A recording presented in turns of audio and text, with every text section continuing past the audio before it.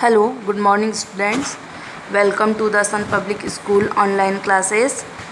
Today we are going to read about our Sanskrit book of class 6 chapter 5 Kantkenev Kantkam का first part हमने read कर लिया था। अब हम इसका सेकंड पार्ट रीड करेंगे। चंचलम वृक्षम उपगम्य अपृच्छत वृक्ष अवदत मानव अस्माकं छायायाम विरमन्ति। चंचल ने वृक्ष के पास जाकर पूछा और वृक्ष बोला, मानव हमारी छाया में विश्राम करते और हमारे फलों को खाते हैं। अस्माकं फलम खादन्ति, हमारे फलों को खाते हैं। और पुनर्कुठरे प्रहत्य असंभवित सर्वदा कष्ट ददाति, और हमें हमारे ऊपर कुल्हाड़ी से प्रहार करते हैं। यत्र कुत्रापि छेदनम कुर्वन्ति, और हम यहाँ कहीं पर भी हमारे छेद करते हैं। सभी में स्वार्थ समाहित है, सर्वस्वार्थ समाहित है, यानी सभी चीज़ में स्वार्थ समाहित हैं। कुछ क्वेश्चन यहाँ पर दिए हुए हैं। चंचलस्य कस्य उपागतम, तो वृक्षस्य मानव अस्माकं छाया विरमन्ति इति क वदत। मानव अस्माकं छायाया विरमन्ति इति वृक्ष अवदत। मानव के वृक्षान् प्रहरन्ति, तो मानव कुठारे वृक्षान् प्रहरन्ति। वृक्षाणि फलानि के खादन्ति, तो मानव खाता है फलों को। मानव वृक्षेभ्यं किं ददाति, तो मानव वृक्षेभ्य सर्वदा कष्ट ददाति। मानव यत्र कुत्रापि कुर्वन्ति, तो मानव यत्र कुत्रापि छेदन कुर्वन्ति। सर्वदा प्रत्यय कह, सर्वदा में कौन सा प्रत्यय है, तो इसमें अत्र सर्व प्रकृति दा प्रत्यय है। छायायाम में विभक्ति कौन सी है, तो छायायाम में सप्तमी विभक्ति एक वचन है। अब है हमारा नेक्स्ट पैराग्राफ। समीपे एक लोकमिषा लोमकीषा बद्री गुल्मानां पृष्ठे नीलिम एव वार्ता शृणोति स्म। पास में एक लोमड़ी बेर के झाड़ के पीछे छिपी हुई यह बात सुन रही थी। सहसा अचानक चंचल मुपसृत्य कथयति, अचानक चंचल के पास आकर वह कहती है, का वार्ता, क्या बात है।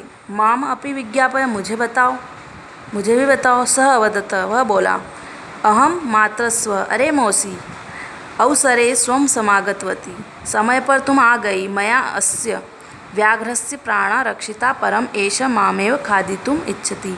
तदनन्तरं न लोमशिकाये निखिलां कथां नव्यदयते, कि मेरे द्वारा इस भाग के प्राणों की रक्षा की गई है, परंतु यह मुझे ही खाना चाहता है।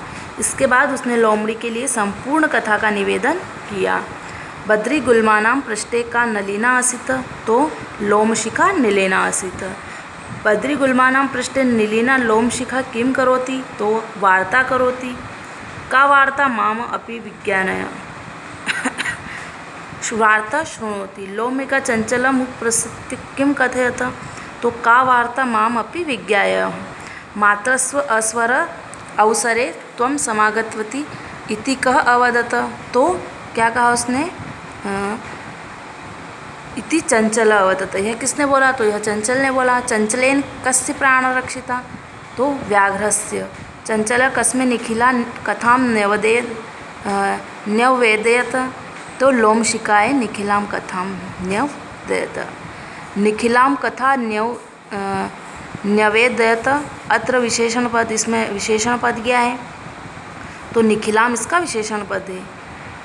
नेक्स्ट है सहसा चंचलम उपप्रसृत्य कथयति, अत्र अवयव पद, इसमें अवयव पद है सहसा। नेक्स्ट पैराग्राफ है लोमशिका चंचलम अकथयत बाणम त्वं जाल प्रसारयः, कि लोमड़ी ने चंचल से कहा कि ठीक है, तुम जाल को फैलाओ। पुनः सा व्याघ्र अवदत, क्रेन प्रकारेण त्वम् एतस्मिन् जाले बद्ध इति अहम प्रत्यक्ष द्रष्टुमिच्छामि। और फिर उसने बाघ से कहा, किस तरह से तुम इस जाल में बंधे हो। व्याघ्र तद्वृत्तांत प्रदर्शन्ति तुम तस्मिन् जाले प्राविशत, यह मैं प्रत्यक्ष से देखना चाहती हूँ। लोमशिका पुनः अखत, बाघ उस घटना को दिखाने के लिए उस जाल में प्रवेश कर गया। लोमड़ी ने फिर से कहा, संप्रति पुनः पुनः कुर्दन कृत्वा दृश्य, अब बार बार कूद कर दिखाओ। सह तथैव समाचरत, उसने वैसा ही किया। अनारतक कर्दनेन न श्रान्त भवत जाले बद्ध स व्याघ्र क्लांत सन निःसहायो भूत्वा तत् अपतत प्राण भिक्षामीव एवं अचयात। और लोमशिखा व्याघ्र अदत सत्य त्वया भणितम सर्व स्वार्थ समिहत। यानी जाल में बंधा हुआ वह बाघ थककर असहाय होकर फिर वह गिर पड़ा और प्राणों को ही भीख मांगने लगा। लोमड़ी ने बाघ से कहा, तुमने सही कहा है कि सभी चीज़ में स्वार्थ निहित है। इसके क्वेश्चंस यहाँ पर दिए हुए हैं। लोमशिखा चंचला किम अकथयत, तो यह बाढ़ त्वं जाल प्रसार्य। लोमशिखा व्याघ्र किम अवदत, तो लोमशिखा व्याघ्र केन प्रकारेण त्वम् एतस्मिन् जालबद्ध व्याघ्र तद्वृत्तान्त प्रदर्शितो कस्मिन् प्राविशत, तो व्याघ्र तद्वृत्तान्त प्रदर्शितो तस्मिन् जाले प्राविशत। अनारतक कुर्दनेन क श्रान्त अनारतक कुर्दनेन व्याघ्र शान्त। व्याघ्र निःसहायो भूत्वा किम अचायत, व्याघ्र निःसहायो भूत्वा प्राणभिक्षाति अचायत। अन्ते लोमशिखा व्याघ्र किम अवदत, अन्ते लोमशिखा व्याघ्र अवदत सत्यम त्वया भणितम सर्वस्वार्थ समिहत। भूत्वा शब्द में इसकी प्रकृति और प्रत्यय लिखना है। तो अत्र तो इसकी धातु है और कत्वा प्रत्यय, यानी इसकी प्रकृति है अत्र और इसकी जो प्रत्यय है वो कत्वा है।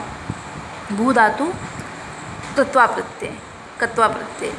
अपतत में धातु लकार पुरुष वचन, तो अपतत में धातु है भू, लकार लंग, पुरुष प्रथम पुरुष और वचन एक वचन। आई होप कि आपको ये फिफ्थ चैप्टर कंठ के नेव कंठकम समझ में आया होगा। इसमें आपको ये बताया गया है कि हम कोई भी कार्य करते हैं तो उसमें स्वार्थ निहित होता है। हम किसी न किसी उद्देश्य से वो कार्य करते हैं। हम किसी भी कार्य को करने के लिए हमें उसमें स्वार्थ होता है, तभी हम उस कार्य को करते हैं। Thank you. इसकी जो एक्सरसाइज है वह हम हमारे नेक्स्ट PDF में हम करेंगे। Thank you.